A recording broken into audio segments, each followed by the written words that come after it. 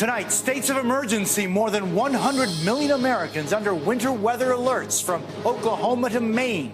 Wind, rain, ice and snow, dangerous roadways, thousands of flights canceled, trains too. And the temperatures are expected to drop drastically in major northern cities. We'll have a live forecast. President Trump offers a deal on border security. It is a compassionate response to the ongoing tragedy on our southern border. But will the Democrats get on board to end the shutdown? Outrage after some teenagers taunted a Native American elder, a Vietnam veteran, during a special ceremony in the nation's capital. A new, more personal twist in the trial of a Mexican drug kingpin. El Chapo's mistress testifies against him as his wife sits nearby.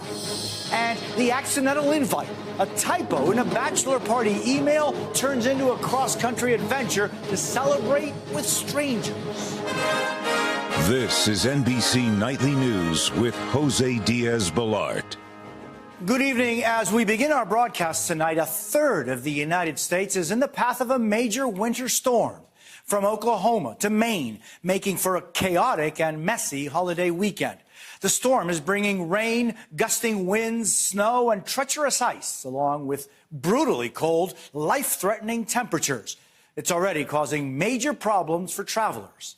NBC's Kathy Park is following it all and has the very latest. Severe winter weather is slamming much of the country. We finally landed, and next thing we know, we're off the runway and stuck in snow. In the Midwest, travel troubles. This United Airlines flight slid off the runway at O'Hare this morning.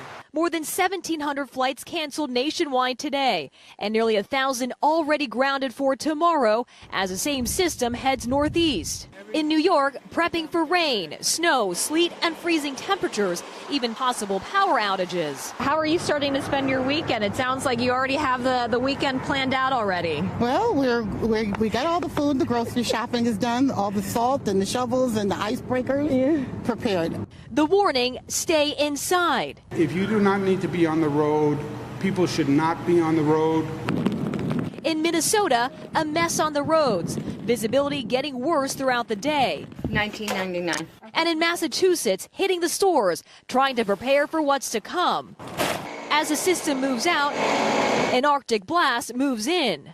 And the wind chills will be brutal. On Sunday, it will feel like -17 in Pittsburgh. On Monday, New York will feel like -12, and Boston's wind chill could be -13. And late today, even a tornado hit near Montgomery, Alabama. Reports now of extensive damage in downtown Wetumpka, as well as several injuries. And Jose, elsewhere, 3 deaths are being blamed from these massive storms. And here in Albany, they're anticipating up to 20 inches of snow, and crews will be working throughout the night, salting the streets and plowing the roadways. Jose?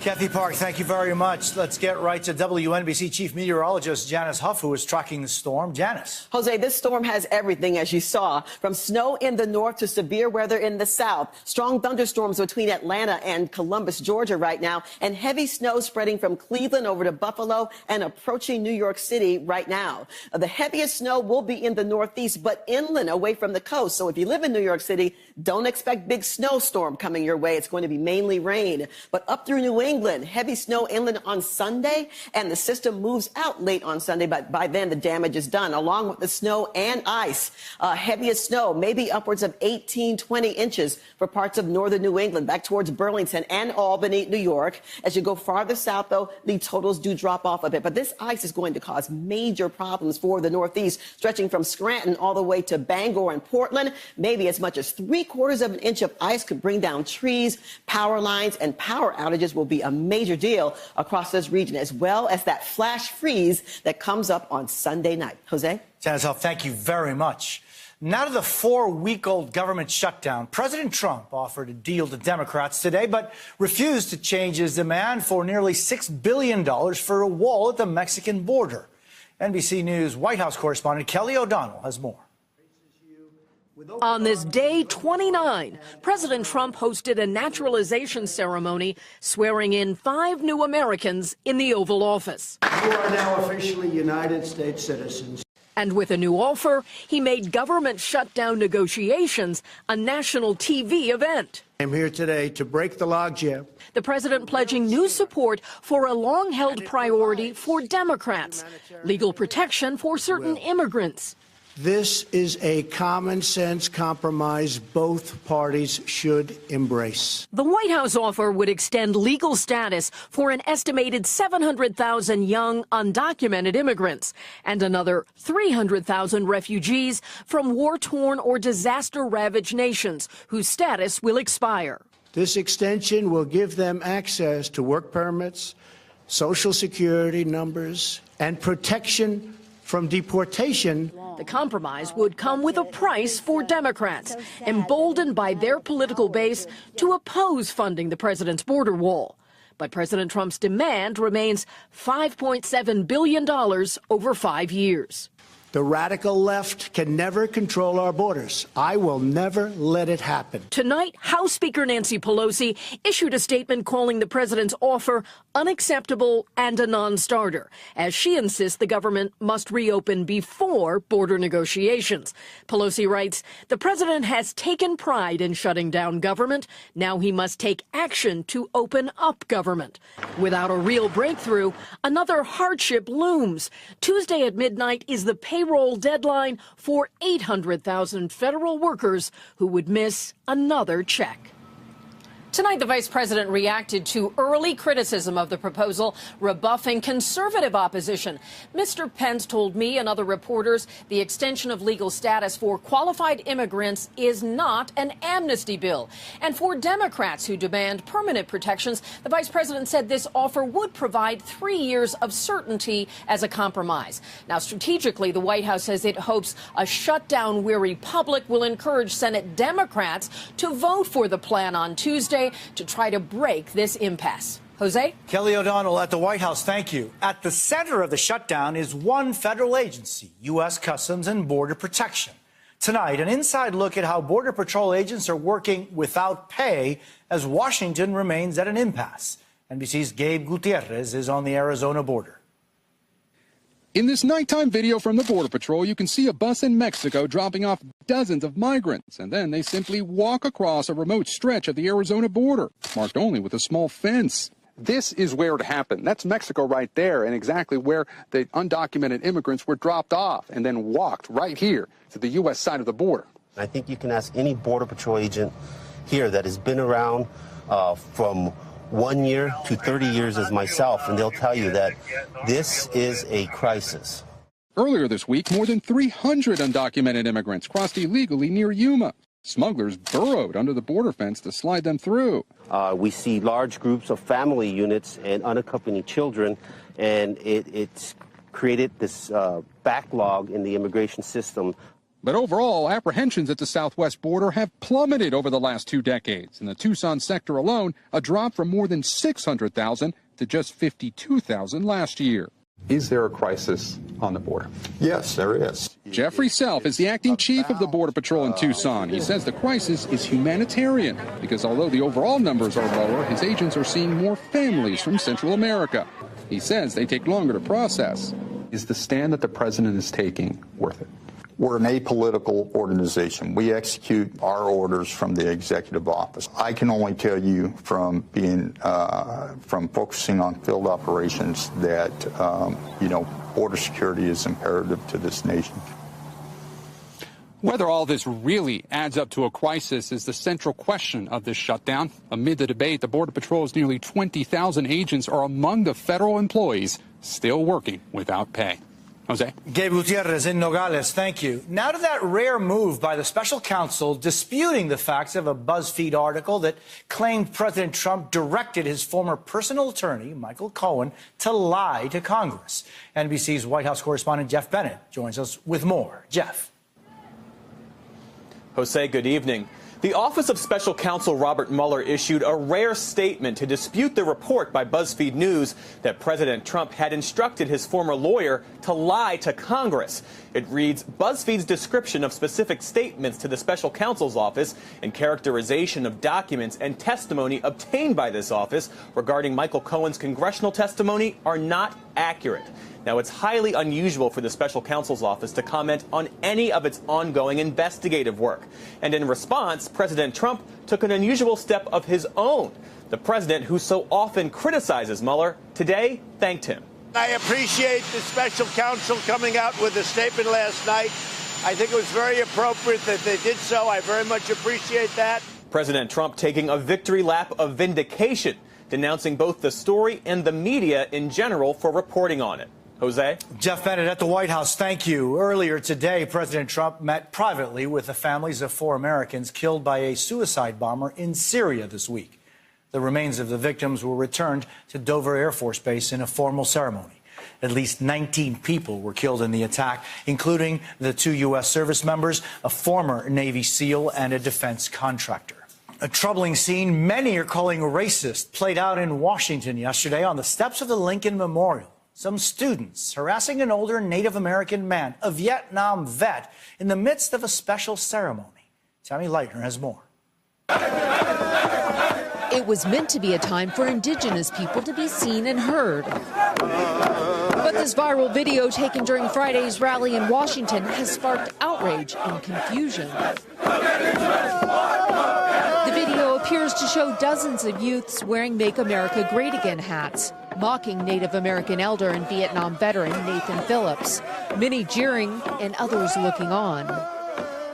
There's singing, and I heard them saying, build that wall, build that wall.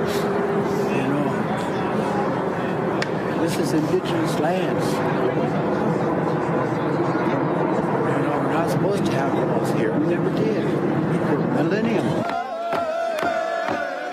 Some of the youths may be from Covington Catholic, an all-male high school in Kentucky, although it's not clear if everyone in the crowd was from the school. The Diocese of Covington saying in a statement, the matter is being investigated and we will take appropriate action up to and including expulsion. It's unclear how the event started. Tonight, some wondering how this peaceful rally became a sad display of disrespect. Tammy Leitner, NBC News.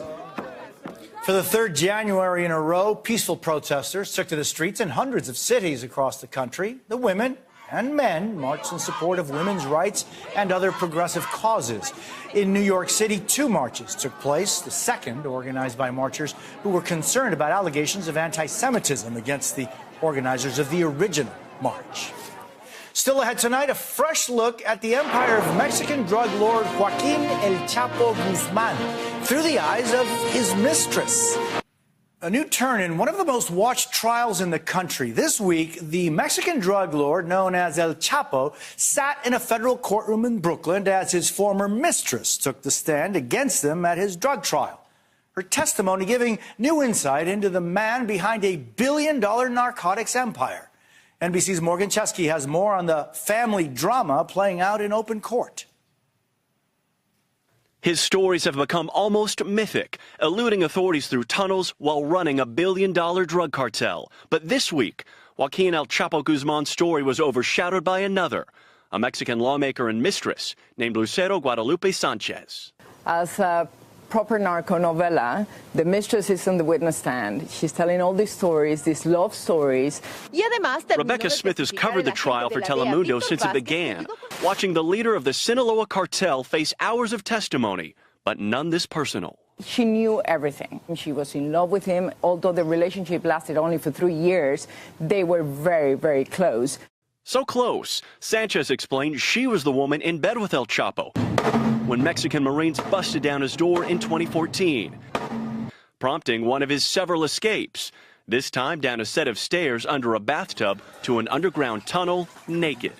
Courtroom sketches show El Chapo sitting near his wife Emma Coronel, paying little attention to the woman who says she ran his household, trafficked narcotics, and even bought his underwear. He was capable of dominating and changing and maneuvering all these young women to do things for him.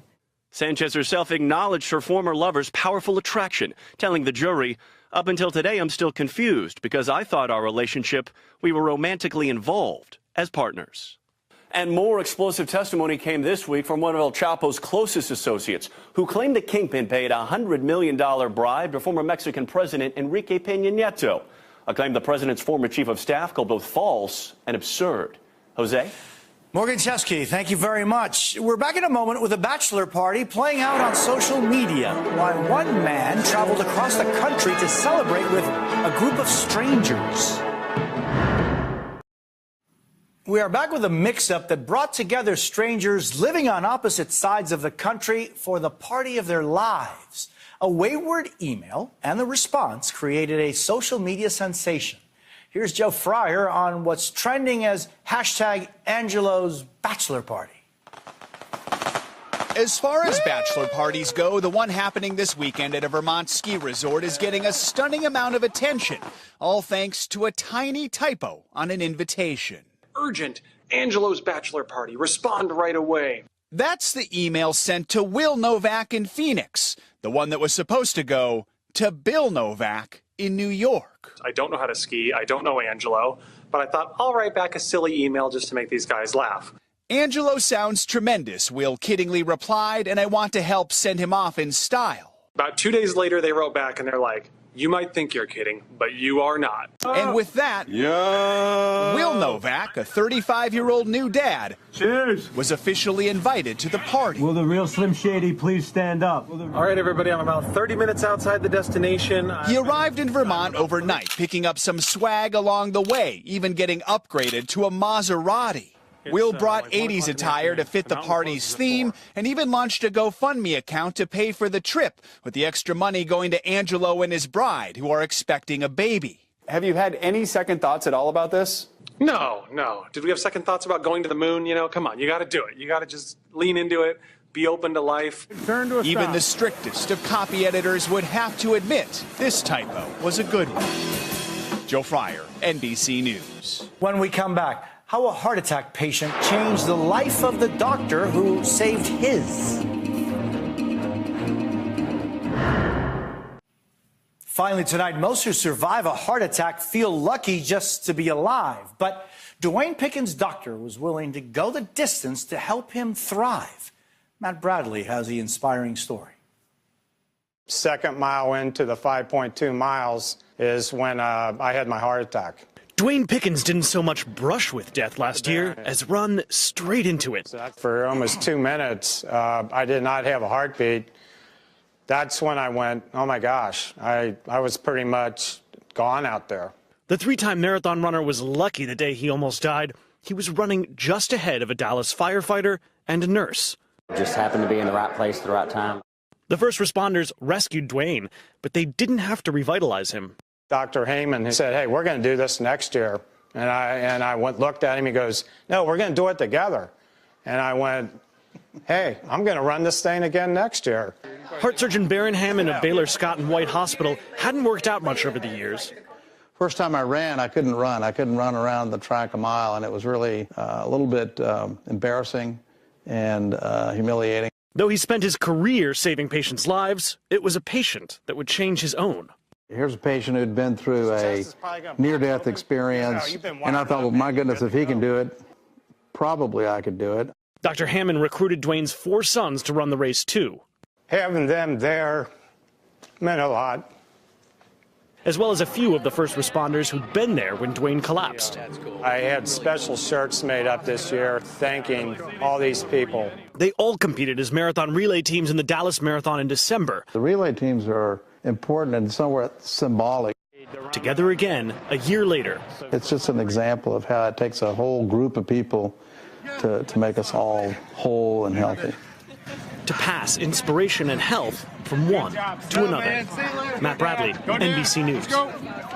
And that's NBC Nightly News for this Saturday. Join Kate Snow tomorrow for a preview of a natural wonder, Sunday night's super blood wolf moon.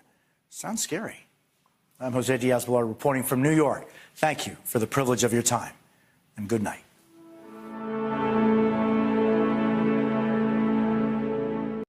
Hey, NBC News viewers, thanks for checking out our YouTube channel. Subscribe by clicking on that button down here and click on any of the videos over here to watch the latest interviews, show highlights, and digital exclusives. Thanks for watching.